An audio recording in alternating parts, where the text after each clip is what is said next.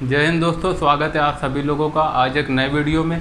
कल हम लोगों ने मैथ का टॉपिक पढ़ा था जिसमें हम लोगों ने यूनिट डिजिट के बारे में पढ़ा था। आज हम लोग एक नया चैप्टर लेके आए हैं, प्रस्तावना, जो कि किसका, इंडिया पॉलिटी का भाग है ना।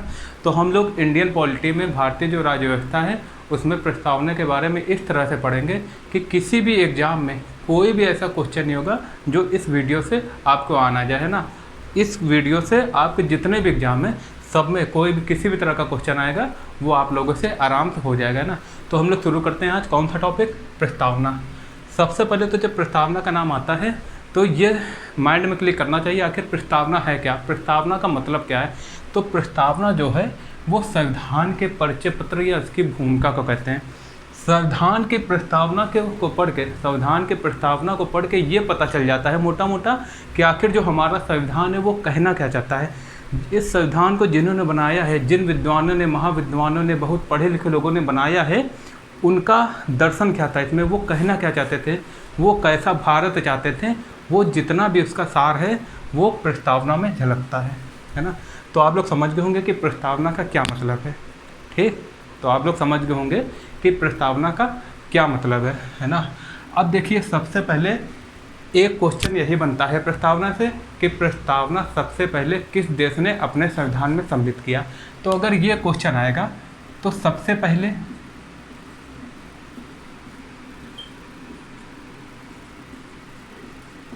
पहले किसने सम्मिलित किया, सबसे पहले प्रस्तावना को अपने संविधान में सम्मिलित किया अमेरिका ने। किसने सम्मिलित किया बच्चों, अमेरिका ने। उसके बाद फिर जितने भी अन्य देश थे उन्होंने भी अपने संविधान में प्रस्तावना को सम्मिलित किया, जिसमें से भारत भी एक देश है ना। तो अब प्रस्तावना से सबसे पहले, प्रस्तावना से और देखिए दो क्वेश्चन कौन से बनेंगे। एक तो यही बन जाएगा कि इंडिया में जो भारत ने जो अपने संविधान में प्रस्तावना ली है, ऐड की है, वो किससे ली है, किससे प्रेरित होकर, है ना। तो भारत में जो संविधान की प्रस्तावना है वो अमेरिका से ली गई है ना। पहला क्वेश्चन तो ये आ जाएगा। अब जो दूसरा क्वेश्चन है, दूसरा क्वेश्चन ये आ जाएगा कि जो प्रस्तावना की भाषा है, ध्यान से देखिए, जो प्रस्तावना है वो तो अमेरिका से ली गई है, लेकिन जो प्रस्तावना की भाषा है, प्रस्तावना की भाषा कहाँ से ली गई है, वो ली गई है ऑस्ट्रेलिया से। प्रस्तावना की भाषा कहाँ से ली गई है, ऑस्ट्रेलिया से। तो अगर ये दो क्वेश्चन आएंगे कि सबसे पहले प्रस्तावना को किस देश ने सम्मिलित किया अपने संविधान में, तो अमेरिका ने। अगर पूछ देंगे कि भारत ने कहाँ से लिया है प्रस्तावना को, अमेरिका से।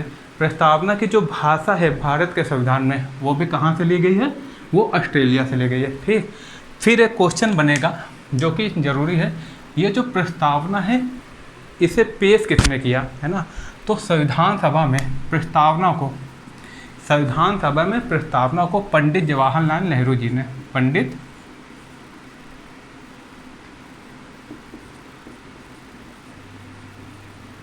पंडित जवाहरलाल नेहरू जी ने संविधान सभा में प्रस्तावना को कब पेश किया था, 13 दिसंबर 1946 को। तो अगर ये क्वेश्चन आ जाएगा कि प्रस्तावना को संविधान सभा में पेश किसने किया, तो किसने किया, पंडित जवाहरलाल नेहरू ने। अगर पूछ दे कब पेश किया, तो कब पेश किया, 13 दिसंबर 1946 को। लेकिन अगर क्वेश्चन आ जाए कि संविधान सभा ने प्रस्तावना को कब अपनाया, है ना, संविधान सभा ने कब अपनाया, तो अपनाया कब,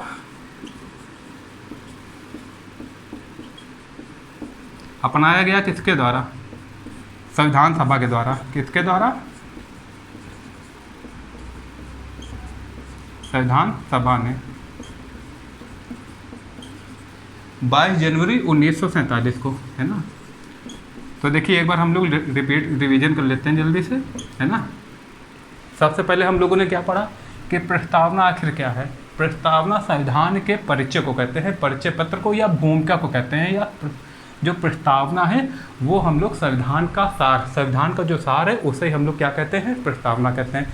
फिर क्वेश्चन आएगा कि प्रस्तावना को सबसे पहले अपने देश में किसने, मतलब किस देश ने सबसे पहले अपने संविधान में सम्मिलित किया, तो अमेरिका ने। ठीक, फिर उसके बाद एक क्वेश्चन क्या बनेगा, एक क्वेश्चन बनेगा कि जो इंडिया की, जो भारत का जो संविधान है उसमें जो प्रस्तावना है, प्रस्तावना वो किससे ली गई है, तो वो अमेरिका से ली गई है, मतलब अमेरिका से प्रेरित है। ठीक, फिर एक क्वेश्चन आ जाएगा, ली तो अमेरिका से गई है, लेकिन जो प्रस्तावना की भाषा है वो किससे प्रेरित है, किससे ली गई है, वो ऑस्ट्रेलिया से ली गई है। ठीक, तो ये 3 क्वेश्चन तो यहाँ से बन गए, ठीक। फिर उसके बाद जो आएगा बेसिक का क्वेश्चन कि प्रस्तावना को, जो हमारा प्रस्तावना है वो उद्देश्य प्रस्ताव पर आधारित है, ठीक। उद्देश्य प्रस्ताव जो है वही प्रस्तावना है। और जो ये उद्देश्य प्रस्ताव था ये किसने बनाया था, किसने पेश किया था? जवाहरलाल नेहरू जी ने। कब पेश किया था? 13 दिसंबर 1946 को पेश किया था। और अपनाया कब गया था? पेश कहाँ किया था? संविधान सभा में। कब पेश किया? 13 दिसंबर 1946 को। अपनाया कब गया? संविधान सभा के द्वारा 22 जनवरी 1947 ईस्वी को। इतना समझ आ गया। अब हम लोग आगे देखते हैं।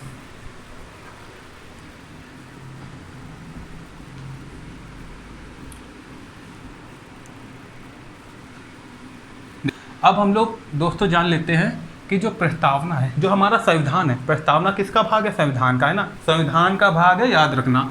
प्रस्तावना जो है वो संविधान का भाग है, ठीक। इसमें आगे बात करेंगे। अभी सबसे पहले तो हम लोग ये जान लेते हैं जो प्रस्तावना है, प्रस्तावना संविधान का भाग है, ठीक। और जो संविधान है उसकी, संविधान का मतलब जो हमारी जो संविधान है इसके जो 4 मूल तत्व हैं वो जान लेते हैं। संविधान के मूल तत्व कौन कौन से हैं?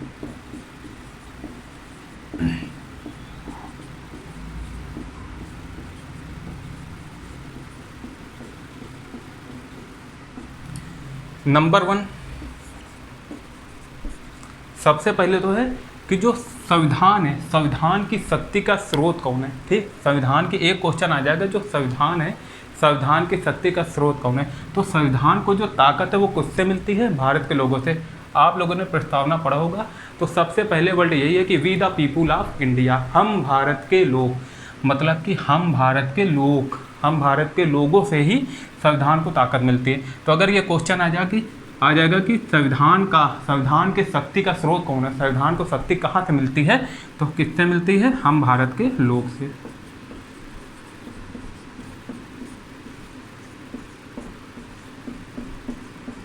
हम भारत के लोग से संविधान को ताकत मिलती है। ये तो हो गया स्रोत किसका? शक्ति का, ठीक। लेकिन अब दोबारा पूछ देंगे कि संविधान की प्रकृति कैसी है? क्या है? संविधान की प्रकृति, संविधान की प्रकृति कैसी है? तो जब हम लोग प्रस्तावना पढ़ेंगे तो प्रस्तावना खुद कहती है हम भारत के लोग भारत को एक संपूर्ण प्रभुत्व संपन्न, मतलब कि संप्रभु, समाजवादी,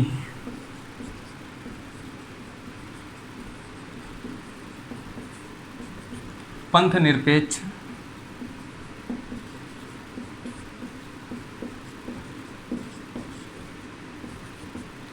संपूर्ण प्रभुत्व संपन्न, मतलब संप्रभु, समाजवादी, पंथ निरपेक्ष, लोकतंत्रात्मक,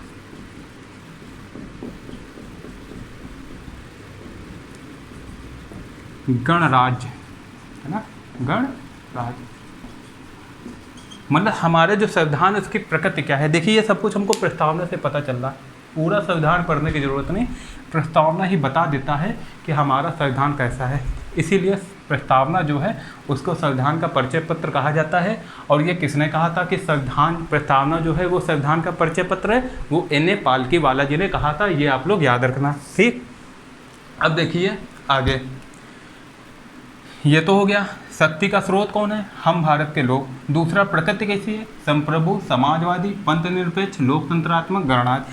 अब तीसरा क्वेश्चन आ जाएगा कि उद्देश्य क्या है? हमारा जो संविधान बनाया गया है, महान लोगों ने बनाया है, इसका उद्देश्य क्या है? उद्देश्य क्या है? सिंपल से सभी को पता होना चाहिए कि सभी को न्याय देना, स्वतंत्रता हो सभी को भैया, क्योंकि जो लोकतंत्र है वो स्वतंत्रता के बिना अधूरा है। जब तक स्वतंत्रता नहीं मिलेगी तो लोकतंत्र का कोई मायने नहीं रह जाता है। फिर तीसरा क्या है? समानता, समता, है ना भैया। स्वतंत्रता का तब तक कोई फायदा नहीं है जब तक समता या समानता नहीं दी जाए। बिना समानता के स्वतंत्रता भी अधूरी है। फिर क्या है? बंधुता, और इन दोनों के लिए बंधुता बहुत ज़्यादा ज़रूरी है। तो आप लोग समझ गए। इससे देखो क्या क्या क्वेश्चन बन जाएगा। सबसे पहले तो संविधान की शक्ति का स्रोत क्या है? हम भारत के लोग। फिर आ जाएगा संविधान की प्रकृति कैसी है, ये ऑब्जेक्टिव क्वेश्चन बन सकते हैं। संप्रभु दे देगा, समाजवादी, पंथ निरपेक्ष, लोकतांत्रिक या कुछ और। तो इन चारों में से जो भी ऑप्शन होगा वो आप लोग टिक मार देना। फिर पूछ देगा कि आखिर उद्देश्य क्या है ना, लोकतंत्र में गणराज्य उद्देश्य क्या है, न्याय, स्वतंत्रता, समता और बंधुत्व, है ना, बंधुत्व। ठीक, यहाँ बंधुत्व लिख लेते हैं।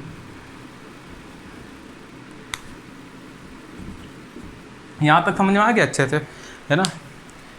अब चलिए आगे देखते हैं ना, इसके आगे देखिए। अब हम लोग देखते हैं कि प्रस्तावना के जो मेन जो शब्द थे, है ना, जिनसे काफ़ी क्वेश्चन बन जाता है, जो समझना भी बहुत ज़रूरी है ना। तो हम लोगों ने क्या पढ़ा था कि जो कौन कौन से मेन शब्द है ना। प्रस्तावना कहती है हम भारत के लोग भारत को एक संपूर्ण प्रभुत्व संपन्न, सबसे पहले कौन सा है, पहले एक लिख लेते हैं ना हम लोग कौन कौन से मेन शब्द हैं। एक है संप्रभु, संपूर्ण प्रभुत्व संपन्न। फिर क्या है, समाजवादी।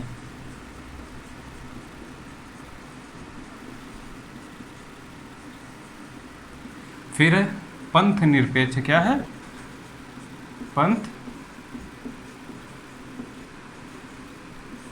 निरपेक्ष। फिर लोकतंत्रात्मक।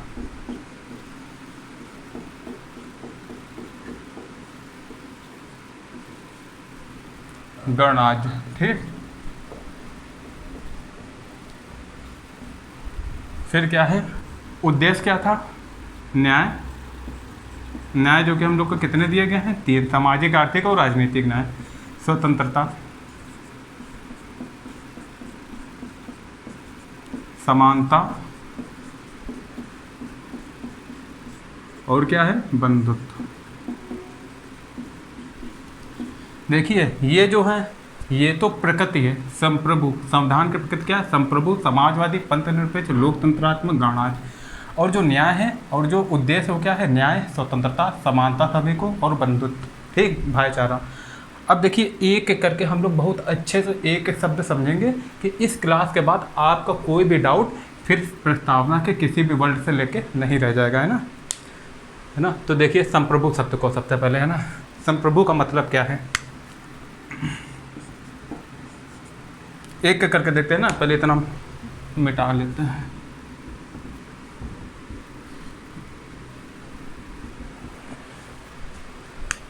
संप्रभु शब्द का मतलब क्या है, संप्रभु को देखिए सबसे पहले कहता है क्या है, संप्रभु मतलब संपूर्ण प्रभुत्व संपन्न। इंग्लिश में क्या कहते हैं इसको, सोवरेन। संप्रभु से आशय है कि देश मतलब जो इंडिया है, भारत ना ही किसी अन्य देश पर निर्भर है, ना ही ये किसी अन्य देश का डोमिनियन है। मतलब कि जो भारत है वो अपने आंतरिक और बाहरी मतलब इंटीरियर, आंतरिक और बाहरी निर्णय लेने के लिए स्वतंत्र है, या उनका निस्तारण करने के लिए स्वतंत्र है ना। भारत के ऊपर कोई और शक्ति नहीं है। अब देखिए संप्रभु तो है ना, लेकिन जो भारत है, भारत ने सन 1949 को राष्ट्रमंडल की सदस्यता स्वीकार की, 1949 को। और फिर इसमें ब्रिटेन को इसका प्रमुख माना। क्या इससे भारत की संप्रभुता में कोई फर्क पड़ता है, नहीं पड़ता, क्योंकि भारत जब चाहे वो राष्ट्रमंडल से निकल सकता है ना, क्योंकि अपनी मर्जी से गया है और जब चाहे निकल सकता है। उसी प्रकार जो यूएन में, यूनाइटेड नेशन में भारत की जो सदस्यता है, भारत की जो सदस्यता है वो भी भारत की संप्रभुता को कहीं से भी प्रभावित नहीं करती है, कहीं से भी फर्क नहीं डालती है, बल्कि और भारत की जो विश्व में स्थिति है उसको और मजबूत करती है, स्ट्रॉन्ग करती है। मतलब संप्रभुता जो है और इससे अच्छी होती है। ठीक, इतना समझ में आ गया। अब देखिए संप्रभु जो शब्द है ये क्यों इतना ज़रूरी है, एक राज्य के लिए संप्रभुता क्यों इतना ज़्यादा ज़रूरी है, ये हम लोग जान लेते हैं राज्य की परिभाषा से। या राज्य व्यवस्था पढ़ रहे हैं हम लोग, राज्य व्यवस्था का तो टॉपिक है प्रस्तावना। तो राज्य व्यवस्था में राज्य का मतलब जानना जरूरी कि आखिर राज्य कहते किसको हैं। तो देखिए राज्य का मतलब क्या है, राज्य की परिभाषा हम लोग समझते हैं क्या है। सन 1930 में राज्य की परिभाषा देने के लिए बहुत से बड़े मतलब जितने भी देश हैं वहाँ के बहुत बड़े बड़े महान जानकार लोग इकट्ठा हुए और वहाँ पर राज्य की परिभाषा दी जानी थी कि आखिर राज्य की परिभाषा क्या होगी, सब लोग को मिलकर निकालनी थी। तो ये कन्वेंशन कहाँ हुआ था, जो सम्मेलन हुआ था ये हुआ था सन 1930 ईस्वी को। राज्य की परिभाषा के लिए 1930 ईस्वी को एक मोंटेविडियो एक स्थान है कहाँ पर, उरुग्वे, उरुग्वे देश। अब देखिए उरुग्वे नाम आया है तो ये भी जान लीजिए उरुग्वे कहाँ पर है। उरुग्वे साउथ अमेरिका जो कॉन्टिनेंट है, दक्षिण अमेरिका इस साइड है, इधर उत्तर अमेरिका है, इधर दक्षिण अमेरिका। तो दक्षिण अमेरिका का एक देश है उरुग्वे। वहाँ पर 1930 ईस्वी को एक मोंटेविडियो कन्वेंशन हुआ, सम्मेलन, मोंटेविडियो में सम्मेलन हुआ और वहाँ पर राज्य की परिभाषा निकाली गई। और वहाँ पर राज्य की परिभाषा क्या दी गई ये हम लोग जान लेते हैं। राज्य क्या होगा, मतलब किसे राज्य कहा जाएगा। राज्य से मतलब यहाँ कंट्री से है ना, आप लोग भ्रमित ना होइएगा। राज्य उसे कहा जाएगा जिसके पास खुद के भूभाग होगा। मतलब क्या होगा, भूभाग, लैंड, क्या होगी, लैंड, भूभाग। दूसरा क्या है, जनसंख्या, जो कि इंडिया के पास भर भर के है।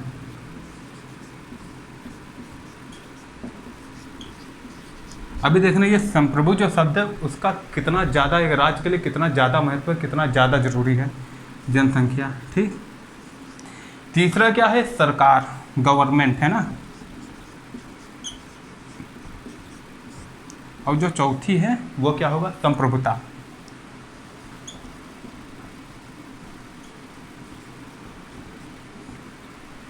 अब देखिए भूभाग, जिसके पास भूभाग है, जनसंख्या है, सरकार है, संप्रभुता है, वो क्या होगा, वो राज्य कहलाएगा। अब हम लोग चलते हैं 1947 के पहले इंडिया का देखते हैं। 1947 के पास इंडिया के पास भूभाग था, भूभाग था, इतना बड़ा भूभाग है। जनसंख्या थी, जनसंख्या भी थी। सरकार थी, जनसंख्या थी, जनसंख्या भी थी। ठीक। सरकार थी, सरकार भी थी। ठीक। संप्रभुता को थोड़ा ऊपर लिख लेते हैं ना। संप्रभुता थी भैया, सरकार तो थी, ब्रिटिश सरकार थी ना। भूभाग था, जनसंख्या था, सरकार थी, ब्रिटिश सरकार थी। क्या संप्रभुता थी, संप्रभुता नहीं थी, है ना। हमारा जो देश था वो किसका गुलाम था, वह ब्रिटिश का गुलाम था। इसलिए हमारा देश तब राज्य नहीं कहला सकता था, वह ब्रिटिश की कॉलोनी था, उपनिवेश था, वहाँ ब्रिटिश का अंग्रेजी शासन था, है ना। अब की बात करते हैं। पहले संप्रभुता नहीं थी, अब भूभाग भी है, जनसंख्या भी है, सरकार भी है और इंडिया की सरकार भी है। मतलब इंडिया की सरकार है और संप्रभुता भी है। इस पर किसी देश का कोई आधिपत्य नहीं है, मतलब किसी देश का कोई अधिकार नहीं है। ठीक। यहाँ हम लोग समझ लिया। तो संप्रभुता से हम लोग समझ गए बहुत अच्छे से कि संप्रभु या सोवरेन का मतलब होता है कि कोई भी देश जो संप्रभु होगा वो अपने आंतरिक और बाह्य निर्णय लेने के लिए, अपने भारत की बात करते हैं, अपने आंतरिक और बाह्य निर्णय लेने के लिए हम लोग स्वतंत्र हैं। यहाँ तक कि हम लोग अपना कोई भी हिस्सा, ज़मीन का कोई भी हिस्सा छोड़ने या किसी भी दूसरे देश के फैसले में उसका हिस्सा अपनाने या अपना छोड़ने के लिए भी स्वतंत्र हैं, जो कि हम लोग बांग्लादेश के में किया था। अपना कुछ हिस्सा बांग्लादेश को लेकर और उसका कुछ हिस्सा अपने देश में मिला लिया था, है ना। तो संप्रभु शब्द आप लोगों को अच्छे से समझ में आ गया। अब इसके बाद हम लोग क्या पढ़ते हैं, दूसरा शब्द कौन सा आया था, चलिए देखते हैं। इसके बाद समाजवादी शब्द, है ना, दूसरा। देखिए हम लोगों ने संप्रभु पढ़ लिया। संप्रभु के बाद क्या आता है, समाजवादी, पंथ निरपेक्ष, लोकतंत्रात्मक गणराज्य। तो संप्रभु के बाद कौन सा वर्ड आ रहा है, समाजवादी। अब हम लोग क्या पढ़ते हैं, समाजवादी।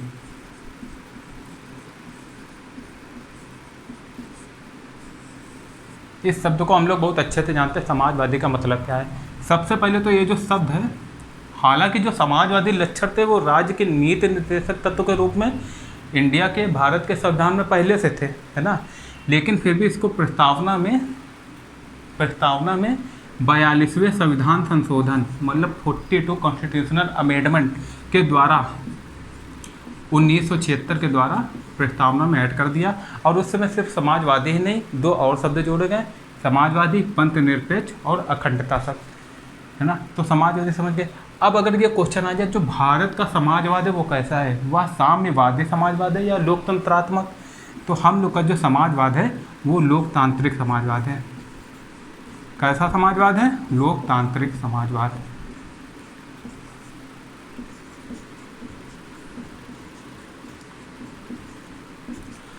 ये जो लोकतांत्रिक समाजवाद है वो मिश्रित अर्थव्यवस्था में विश्वास रखता है। मिश्रित अर्थव्यवस्था मतलब जहाँ सरकार और पब्लिक और प्राइवेट दोनों का दोनों का हस्तक्षेप हो, मतलब पब्लिक और प्राइवेट दोनों लोग मिल के काम करते हैं, वो होता है लोकतांत्रिक समाजवाद, जिसको राज्याश्रित समाजवाद भी कहते हैं। ठीक, इतना समझा गया। और लोकतांत्रिक समाजवाद में जो सरकार की मतलब जो उद्देश्य होता है, ये होता है कि जनता की भलाई करना, जनता के लिए हर साधन को उपलब्ध करवाना कम से कम चीज़ों में, क्योंकि लोग ये मतलब वहाँ होता है जहाँ पर आय की असमानता बहुत होती है ना, असमानता बहुत होती है, पैसे की असमानता है ना, धनी ज़्यादा होते हैं, मतलब जो पैसा होता है उस वो असमान रूप से वितरण होता है, मतलब 90% शायद 10% लोगों के पास ही इकट्ठा रहता है, और जो 10% पैसा होता है वो बाकी 90% लोगों के पास। इसलिए ये जो आय की असमानता है इसको दूर करने के लिए मिश्रित अर्थव्यवस्था पर विश्वास रखना बहुत ज़्यादा जरूरी है। ऐसे देश मिश्रित अर्थव्यवस्था ही अपनाते हैं। यही रीज़न था कि इंडिया ने भी मिश्रित अर्थव्यवस्था को अपनाया। यहाँ तक समझ में आ गया। अब देखिए, ये जो लोकतांत्रिक जो हम लोगों की ये जो मिश्रित अर्थव्यवस्था वाली भावना थी, भैया हम लोग जो थे समाजवाद की तरफ ज़्यादा झुके हुए थे, पूंजीवाद की तरफ कम। लेकिन 1991 में हम लोग किस तरफ बढ़े? एलपीजी की तरफ, मतलब लिबराइजेशन, प्राइवेटाइजेशन, ग्लोबलाइजेशन, उदारीकरण, निजीकरण और वैश्वीकरण। और इसने क्या किया, जो हम लोगों की ये मिश्रित अर्थव्यवस्था है इसको थोड़ा लचीला किया है, मतलब पूंजीवाद की तरफ झुकाव ज़्यादा हुआ है ना, समझ आ गया। अब हम लोग देखते हैं इसके बाद जो शब्द आता है उसको अच्छे से ना, चलिए देखते हैं। देखिए हम लोगों ने कौन कौन से शब्द पढ़ लिए? संप्रभु पढ़ लिया, ठीक। समाजवादी शब्द का भी मतलब जान लिया। अब हम लोग को क्या जानना है? पंथ निरपेक्ष। क्या जानना है?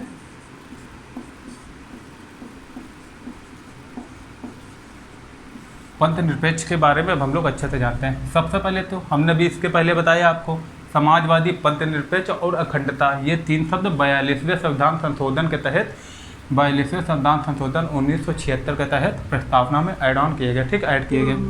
अब देखिए पंथ निरपेक्ष का मतलब क्या होता है। हालांकि ये भी जो था, ये भी धार्मिक स्वतंत्रता का जो अधिकार है, धार्मिक स्वतंत्रता का 25 से 28 आर्टिकल कौन था? 25 से 28 आर्टिकल में पहले से विद्यमान है ये लक्षण, ठीक, धार्मिक स्वतंत्रता का जो अधिकार। लेकिन फिर भी प्रस्तावना में इसको ऐड किया गया क्योंकि ये हमारी संविधान की जो है मूलभूत भावना है, मूलभूत ढांचा का हिस्सा है, इसलिए इसको प्रस्तावना में ऐड करना जरूरी समझा गया, ठीक। अब पंथ निरपेक्ष का मतलब क्या होता है? पंथ निरपेक्ष का मतलब है भारत के, है ना, भारत के पॉइंट ऑफ व्यू से पंथ निरपेक्ष का मतलब है कि भारत का कोई अपना धर्म नहीं होगा, भारत का कोई अपना धर्म नहीं होगा, लेकिन लोगों का होगा, और लोगों का जो धर्म है उसको समान रूप से उसका सम्मान किया जाएगा, सभी को समान अधिकार होंगे, धार्मिक रूप से किसी से भी भेदभाव नहीं किया जाएगा। तो पंथ निरपेक्ष का सीधा सा मतलब है कि भारत को कोई खुद उसका धर्म नहीं होगा, लेकिन लोगों को होगा जिसका अच्छे से सम्मान किया जाएगा, किसी से भी धार्मिक रूप से भेदभाव नहीं किया जाएगा, मतलब पंथ रूप से ये जो पंथ निरपेक्ष है कोई भी भेदभाव नहीं किया जाएगा, ठीक। पंथ निरपेक्ष के बाद देखिए क्या आता है, पंथ निरपेक्ष के बाद आता है समाजवादी पंथ निरपेक्ष लोकतंत्रात्मक। लोकतंत्रात्मक का मतलब देखिए क्या होता है, बता रहे हैं। देखिए हम लोगों ने क्या क्या देख लिया, हम लोगों ने देखा संप्रभु, समाजवादी, पंथ निरपेक्ष, यहाँ तक देख लिया। अब उसके बाद कौन सा शब्द आता है? लोकतंत्रात्मक, लोकतंत्र मतलब, ठीक। अब देखिए लोकतंत्र क्या है? लोकतंत्र का मतलब है भारत जो है वो लोकतंत्र में विश्वास रखता है ना। लोकतंत्र का मतलब होता है जनता द्वारा शासन। मतलब जैसे कि हम पहले पढ़ चुके हैं, भारत के संविधान को शक्ति किससे मिलती है? हम भारत के लोग से। इसलिए जो भारत में जो संपूर्ण जो शक्ति का जो सर्वोच्च वो है ताकत है ना, वो कौन है? वो हम लोग हैं, we the people of India. अब सबसे पहले ये देख लेते हैं लोकतंत्र होता क्या है ना, मतलब कितने टाइप के होते हैं। लोकतंत्र दो प्रकार के होते हैं, एक होता है प्रत्यक्ष लोकतंत्र, ठीक, एक होता है अप्रत्यक्ष। प्रत्यक्ष कहाँ पर है? प्रत्यक्ष जैसे उदाहरण कौन है प्रत्यक्ष का? स्विट्जरलैंड। कौन है?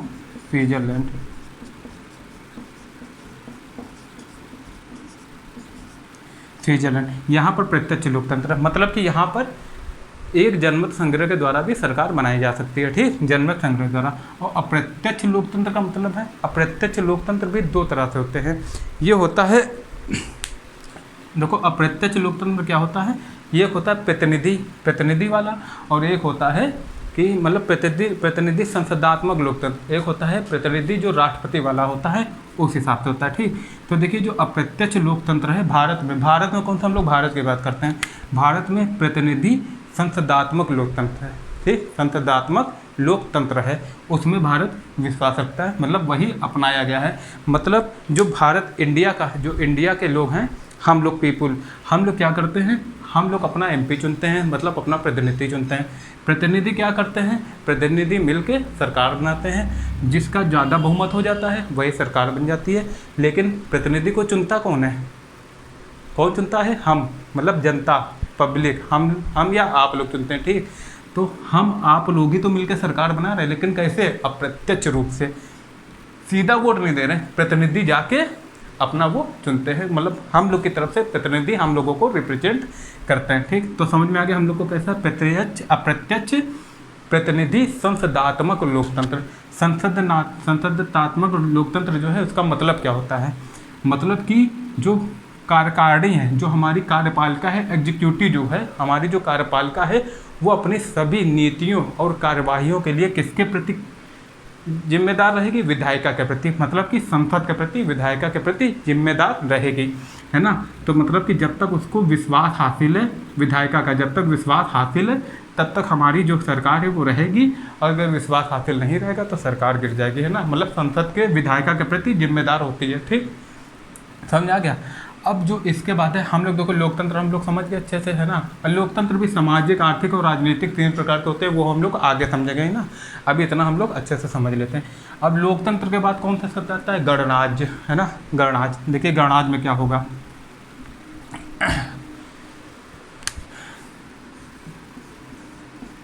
गणराज्य का मतलब क्या होता है, देखिए लोकतंत्र जो है वो 2 प्रकार के होते हैं, ठीक, 2 तरह से होते हैं। कहीं कहीं होता है, एक होता है राजशाही लोकतंत्र, है ना, एक होता है राजशाही लोकतंत्र, एक होता है गणराज्य वाला, ठीक।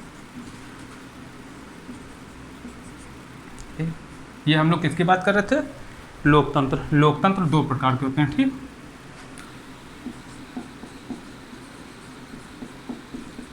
एक हुआ हमारा राजशाही, एक गणराज्य। राजशाही जैसे कि ब्रिटेन,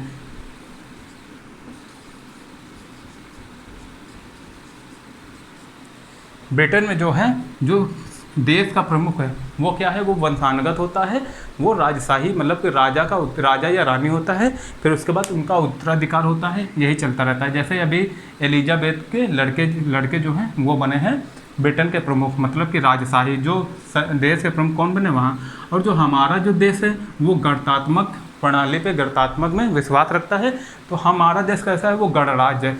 मतलब जो हमारे देश का प्रमुख है वो चुन कर आता है, कैसे, अप्रत्यक्ष रूप से। ये क्वेश्चन बन सकता है, जो हमारा देश का प्रमुख है वो कैसे चुन कर आता है, अप्रत्यक्ष रूप से चुन के आता है, ठीक। तो हम लोगों का जो देश है वो गणतंत्रात्मक है, ठीक, गणराज्य है। क्या है हमारा देश, क्या है, लोकतंत्रात्मक गणराज्य है, ठीक, समझ में आ गया। अब देखिए इसके आगे चलिए देखते हैं क्या करना है। हम लोगों ने पढ़ लिया है क्या क्या, एक तो सोवरेन, मतलब कि संप्रभुता का मतलब समझ लिया है, ठीक। संप्रभु हम लोगों ने अच्छे से समझ लिया, ठीक। और क्या हम लोगों ने समझ लिया है, समाजवादी का मतलब, समाजवादी शब्द को समझ लिया है। और क्या समझ लिया हम लोगों ने, पंथ निरपेक्ष का मतलब समझ लिया है, ठीक। और लोकतंत्रात्मक का मतलब समझ लिया है ना, लोकतंत्र समझ लिया। और क्या समझ लिया हम लोगों ने, गणराज्य। अब हम लोग क्या देखेंगे, गणराज्य के बाद क्या शब्द आता है, संप्रभु, समाजवादी, पंथ निरपेक्ष, लोकतंत्र, गणराज्य, ठीक। उसके बाद जो हम लोग का शब्द था वो था न्याय। न्याय कितने प्रकार के हैं, 3 प्रकार के। एक है सामाजिक,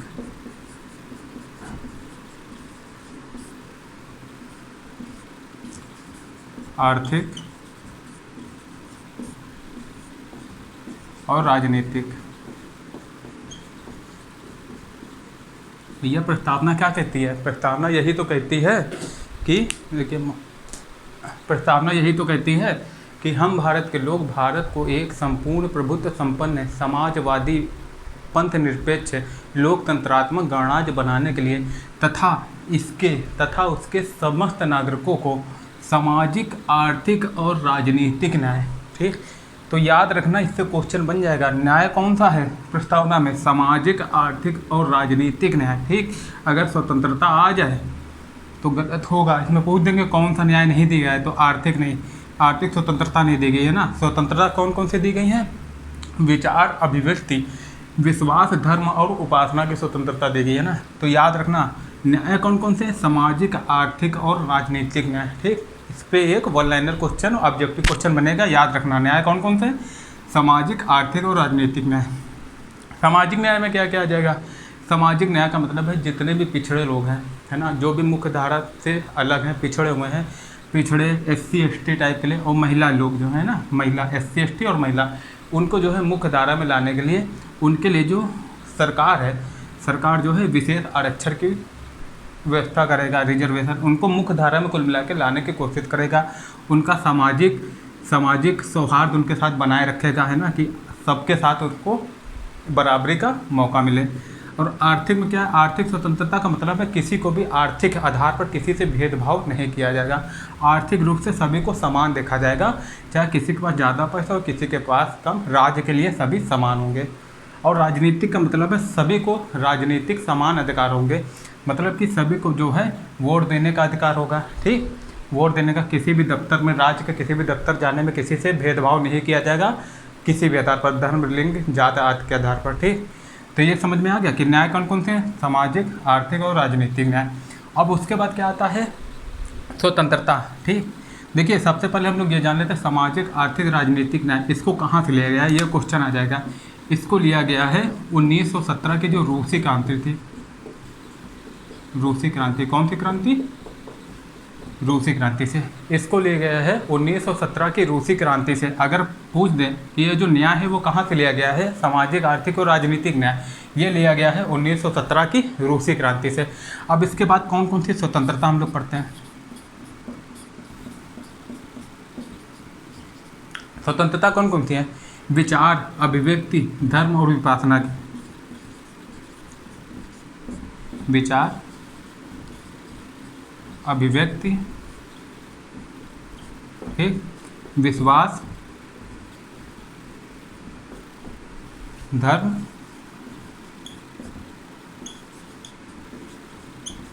और उपासना की स्वतंत्रता, है ना। तो ये याद रखना, स्वतंत्रता कौन कौन सी दी गई है? विचार, अभिव्यक्ति, विश्वास, धर्म और उपासना, ये स्वतंत्रता दी गई है ना। तो इसमें पूछ देंगे कि स्वतंत्रता कौन कौन सी है? धर्म, उपासना, विश्वास और आर्थिक। क्वेश्चन बना देगा कौन सी स्वतंत्रता नहीं दी गई है, तो आप ये लगा देना, क्योंकि ये न्याय है। प्रस्तावना में क्वेश्चन आ जाएगा। न्याय कौन कौन सा है? सामाजिक, आर्थिक और राजनीतिक। देखिए बार बार हम इसलिए कर रहे हैं क्योंकि इसमें गलती ना करो, बार बार पढ़ने के बाद भी लोग इसमें गलती कर देते हैं।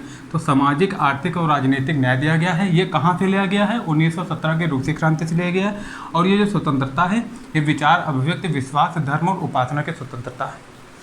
स्वतंत्रता का मतलब यह है कि राज्य जो है किसी भी गतिविधि पर रोक टोक की अनुपस्थिति रखेगा, अनुपस्थिति रहेगी किसी भी व्यक्ति की किसी भी गतिविधि पर। वो अपने विचार प्रस्तुत कर सकता है खुलकर। भैया जब वो अपने विचार प्रस्तुत करेगा तभी तो देश की प्रगति होगी, उसको रोकना नहीं है। वो जो लोग हैं, हाँ ये है कि किसी को लाइसेंस भी नहीं देना है कुछ भी करने का। स्वतंत्रता का मतलब यह नहीं है कि किसी को कुछ भी करने का लाइसेंस प्राप्त हो गया है।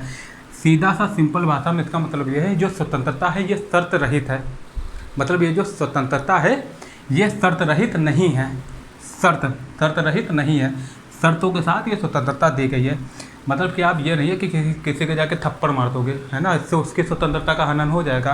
कि आपको स्वतंत्रता मिली हुई है, किसी ने कुछ कहा, आप जाकर उसके थप्पड़ मार दोगे और कोई आपको भी उल्टा सीधा नहीं कह सकता है, वरना आपकी गरिमा का भी वो होगा, उल्लंघन होगा, है ना। तो ये जो है इससे हम लोग समझेंगे स्वतंत्रता का मतलब। ठीक, अब इसके बाद कौन सा शब्द आता है ना, आइए आगे देखते हैं इसके आगे। अब हम लोग देखते हैं कौन सा शब्द, समता। समता का मतलब है देश के किसी भी वर्ग में विशेषाधिकार का अभाव, मतलब किसी को कोई ज़्यादा विशेषाधिकार नहीं दिया जाएगा। और बाकी हम लोग ये बाद में बात करेंगे कि राष्ट्रपति कैसे अलग है ना, कुछ लोगों के पास क्यों है ना, वो भी एक लोकतांत्रिक तरीके से ही दिया गया है ना। लेकिन जो नॉर्मल तरीके से जो लोग हैं उनमें विशेषाधिकारों का अभाव होगा, मतलब सभी जो हैं वो समान होंगे, राज्य जो है सभी को समान समझेगा। और ठीक, और समता देखिए कौन कौन सी प्रस्तावना में कौन सी समता दी गई है, प्रतिष्ठा और अवसर की समता, मतलब सभी के साथ सभी को प्रतिष्ठा से जीने का अधिकार है। प्रतिष्ठा से मतलब सभी की प्रतिष्ठा जो है राज्य के लिए समान होगी, सभी को राज्य एक जैसा समझेगा, और अवसर की समानता सभी को देगा। तो कौन सी समता दी गई है, प्रतिष्ठा और अवसर की समानता।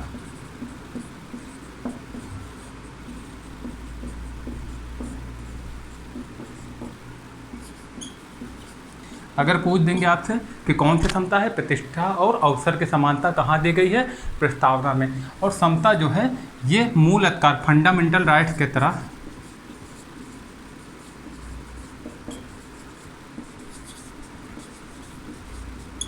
फंडामेंटल राइट्स के रूप में 14 से 18 जो है हमारा आर्टिकल है, 14 से 18 में समानता का अधिकार दिया गया है, जो कि हम लोग बाद में पढ़ेंगे। और समानता देखिए जो समता देखिए जो समानता 3 प्रकार की है। ये तो हो गए हम लोग की कौन सी राजनीतिक जो हम बात कर रहे थे, ठीक। एक होती है नागरिक, एक होती है सामाजिक, ठीक है ना। ये हम लोग बाद में डीप में जानेंगे ना कि क्या है। हम लोगों को अभी पॉइंट ऑफ व्यू से क्या जानना जरूरी है, ऑब्जेक्टिव पॉइंट ऑफ व्यू से, कि प्रतिष्ठा और अवसर की जो समता है ये प्रस्तावना में दी गई है, क्योंकि अभी हम लोग प्रस्तावना पढ़ रहे हैं ना, बाकी हम लोग बाकी में पढ़ेंगे। अब देखिए समता के बाद क्या आता है, बंधुत्व। कौन सा शब्द आता है, बंधुत्व। बंधुत्व आता है,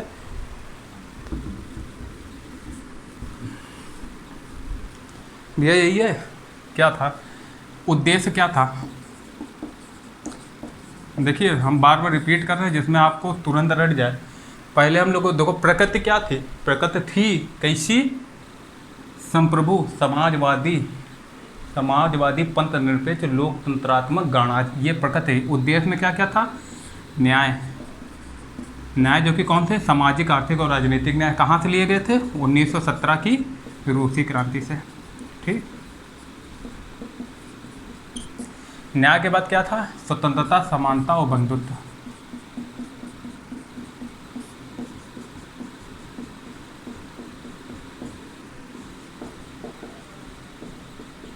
स्वतंत्रता, समानता व बंधुत्व।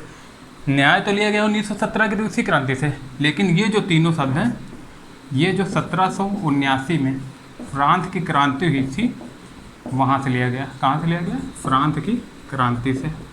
तो हम लोग याद रखेंगे, अगर ये पूछ दे कि ये जो सामाजिक आर्थिक और राजनीतिक न्याय है वो कहाँ से ले गए हैं, 1917 के रूसी क्रांति से। और ये स्वतंत्रता, समानता, बंधुत्व ये कहाँ से ले गए, फ्रांसीसी क्रांति से। और ये भी याद रखना है जो प्रकृति क्या थी, संपूर्ण प्रभुत्व संपन्न, संप्रभु समाजवादी पंथ निरपेक्ष लोकतंत्रात्मक गणराज्य। और उद्देश्य क्या था, न्याय, स्वतंत्रता, मतलब सभी को न्याय देना, स्वतंत्रता, सभी को स्वतंत्रता फील कराना, समानता और बंधुत्व, ठीक। अब बंधुत्व देखिए, समानता हम लोगों ने पढ़ लिया, अब एक शब्द आया क्या, बंधुत्व। देखिए हमारे देश में कैसी नागरिकता है, एकल नागरिकता है। एकल नागरिकता के मतलब है कि सभी जो हैं वो भाईचारे से रहें, सभी भाई, मतलब कोई कहीं भी आ सकता है। एकल नागरिकता है, किसी की नागरिकता अलग नहीं है। इससे पता चलता है कि जो जिन्होंने संविधान बनाया वो भाईचारे में, वो चाहते हैं कि जितने भी लोग हैं वो पंथ, मजहब, भाषा या किसी भी भेदभाव से उठकर भाईचारे की भावना अपनाएं, है ना। तो जो बंधुत्व है ये बहुत ही मतलब अच्छा सा प्यारा सा वर्ड है अपने देश में, जो लोगों को भाईचारे की भावना से बांधे रखता है, ठीक। तो हम लोगों ने कहाँ तक पढ़ लिया, न्याय, स्वतंत्रता, समानता, बंधुत्व, ये सब जो मेन वर्ड थे वो सबको समझ में आए हैं, ठीक। अब इसके आगे चलिए देखते हैं क्या, इसके आगे पढ़ना जो है। देखिए अब हम लोग देख लेते हैं प्रस्तावना को किसने क्या कहा, है ना। मेन चीज़ हम लोग जान लेते हैं, प्रस्तावना को किसने क्या कहा, ठीक।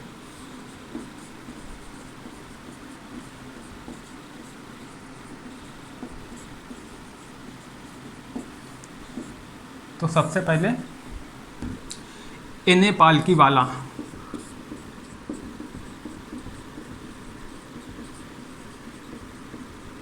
एने पालकीवाला ने संविधान का प्रस्तावना को क्या कहा? संविधान का परिचय पत्र।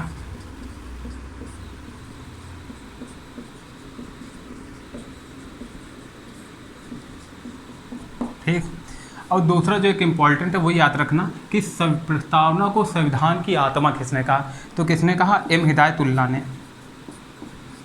जस्टिस से एम हिदायतुल्लाह ने क्या कहा? संविधान की आत्मा। किसको?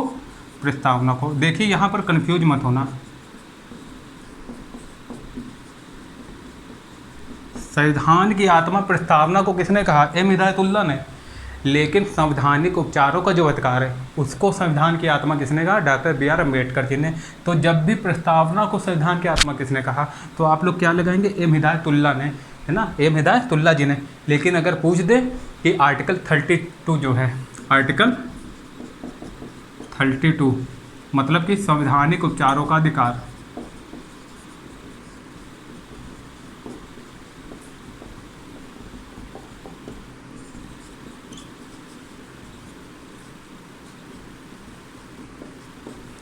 इसको संविधान की आत्मा किसने कहा? Doctor B are Ambedkar ji ने। किसने कहा? Doctor B are Ambedkar ji ने। ठीक, इतना याद है। अब देखिए प्रस्तावना से और जो 3 क्वेश्चन है वो बहुत ज़्यादा पूछे जाते हैं, है ना, वो हम लोगों को जान लेना है। ठीक, कौन कौन से क्वेश्चन पूछे जाते हैं। सबसे पहले तो ये है प्रस्तावना संविधान का भाग है या नहीं है। ठीक, प्रस्तावना जो है वह संविधान का भाग है या नहीं है। तो इसमें जो है 2 केस जो है वो बहुत फेमस है। सबसे पहले तो एक हुआ था 1960 में, बेरूबाड़ी। कौन था? बेरूबाड़ी संघ मामला, है ना। तो अगर आपसे पूछ दें कि ऐसा कौन सा केस था जिसमें प्रस्तावना को संविधान का भाग नहीं माना गया, तो बेरूबाड़ी संघ मामले में जो बेरूबाड़ी संघ केस था उसमें प्रस्तावना को सुप्रीम कोर्ट ने संविधान का भाग नहीं माना। ठीक, लेकिन इसके अपोजिटिव 1973 में एक जो बहुत महत्वपूर्ण केस था जिससे संविधान का मूल ढांचा भी निकला। कौन था? 1973 में केशवानंद भारती केस, है ना, जो कि केरल के थे केशवानंद जी, आप लोग जानते होंगे, पढ़ा होगा आपने, केशवानंद भारती। इसमें सुप्रीम कोर्ट ने अपने जो पहले के फैसला था उसको खारिज कर दिया और क्या माना कि जो प्रस्तावना है वो संविधान का भाग है। तो अगर अब ये क्वेश्चन आ जाए कि संविधान प्रस्तावना का भाग है या नहीं, तो प्रस्तावना का भाग है। लेकिन अगर ये आ जाए कि बेरूबाड़ी संघ मामला में प्रस्तावना संविधान का भाग था या नहीं, तो नहीं था, केशवानंद में था। अगर ये आ जाए कि किस मामले में संविधान को प्रस्तावना का भाग नहीं माना गया, तो यही मामला था। आप लोग याद रखना। अब एक क्वेश्चन और आ जाता है प्रस्तावना को लेके, यही कि ये वाद योग्य है या नहीं। जो प्रस्तावना है वो वाद योग्य है या नहीं। वाद योग्य से मतलब है ये जस्टिएबल है कि नहीं, ये वाद योग्य है कि नहीं, ये न्याय योग्य है कि नहीं। मतलब ये प्रस्तावना में अगर कोई सवाल उठता है, किसी का कोई हनन होता है, तो क्या वो कोर्ट में जा सकता है? तो इसका सिंपल आंसर होगा नो। जो प्रस्तावना है वो वाद योग्य नहीं है। ठीक, तो अगर ये आ जाए क्या प्रस्तावना वाद योग्य है, तो नहीं है। फिर एक जो क्वेश्चन है वो आता है संविधान का भाग वाद योग, और एक क्वेश्चन आता है, ये तो देखिए समझ गए संविधान का भाग नहीं है। ठीक, और जो वाद योग है ये भी। और एक आता है क्या प्रस्तावना में संशोधन किया जा सकता है। एक क्वेश्चन क्या आता है, क्या प्रस्तावना में संशोधन किया जा सकता है। तो भैया आप लोगों ने पहले हमने आपको दिखा दिया, पंथ निरपेक्ष, समाजवादी, अखंडता, ये 3 शब्द संशोधन करके ही तो जोड़ गए। 42वां संविधान संशोधन 1976 के जरिए। अगर ये आ जाए प्रस्तावना में संशोधन किया जा सकता है, हाँ, लेकिन 368 के तहत प्रस्तावना के मूल ढांचे में संशोधन नहीं किया जाता। बाकी प्रस्तावना पर संशोधन किया जा सकता है, लेकिन जो प्रस्तावना का मूल ढांचा है, जो कि केशवानंद भारती केस से संविधान के मूल ढांचे का, है ना, मूल ढांचा सामने आया कि क्या क्या मूल ढांचा है ना, तो इसमें नहीं किया जा सकता है। ठीक, संशोधन किया जा सकता है लेकिन मूल ढांचा में नहीं किया जा सकता। प्रस्तावना क्या, पूरे संविधान का जो मूल जो ढांचा है उसको नहीं बदला जा सकता। जैसे कि न्यायपालिका की जो सर्वोच्चता है, स्वतंत्रता है, उसको नहीं बदल सकते, संविधान की सर्वोच्चता को नहीं बदल सकते, है ना। बहुत कुछ है, सार्वभौमिक मताधिकार को, जो मूल जो संविधान के मतलब एकदम आत्मा टाइप है ना। जैसे कि संवैधानिक उपचारों का अधिकार, आप इसको नहीं बदल सकते, वो तो आत्मा ही है। तो जो मूल ढांचा है उसको नहीं बदल सकते। तो आशा करता हूँ यहाँ तक आप लोगों को बहुत अच्छे समझ में आया होगा। और ऐसा कोई भी क्वेश्चन नहीं है जो आप लोग इस वीडियो को देखने के बाद प्रस्तावना से रिलेटेड कर ना पाए, है ना। तो ये जो था, ये आज हमने अपनी पूरी मतलब कि अच्छे से आप लोगों को पढ़ा दिया, कोशिश किया है कि इसमें कुछ भी ना छूटे, है ना। अब आगे के जो वीडियो है उसमें हम लोग फंडामेंटल राइट्स के बारे में पढ़ेंगे, मूल अधिकार के बारे में पढ़ेंगे, है ना। और मैथ का भी हमने सीरीज चालू की है जिसमें हमने यूनिट डिजिट के बारे में पढ़ाया हुआ है, नंबर सिस्टम चल रहा है। और आज हम उसमें आगे का नंबर सिस्टम में आगे का टॉपिक पढ़ाएंगे, है ना। तो आप लोग वीडियो को लाइक शेयर सब्सक्राइब जरूर करना। और हमें पता, अगर आप लोग अच्छे से देखोगे, राइटिंग पे मत जाना अभी, है ना, शुरू है अभी, है ना, लेकिन आपको पूरा समझा जाएगा। अगर आप लोग पूरा वीडियो देखेंगे तो आपको ऐसा कोई क्वेश्चन नहीं है जो प्रस्तावना से रिलेटेड आए एग्जाम में और आप कर ना पाए। ठीक, तो ठीक है, आज का जो सेशन हम लोग यहीं पर समाप्त करते हैं, है ना। आप लोग अच्छे से पढ़िए, खुश रहिए, है ना, और मोटिवेट जरूर रहिए, है ना। और कंसिस्टेंट जरूर पढ़ना, ये याद रखना, कंसिस्टेंट पढ़ना। 4 घंटे पढ़ो डेली, लेकिन आप लोगों को डेली पढ़ना है। धन्यवाद।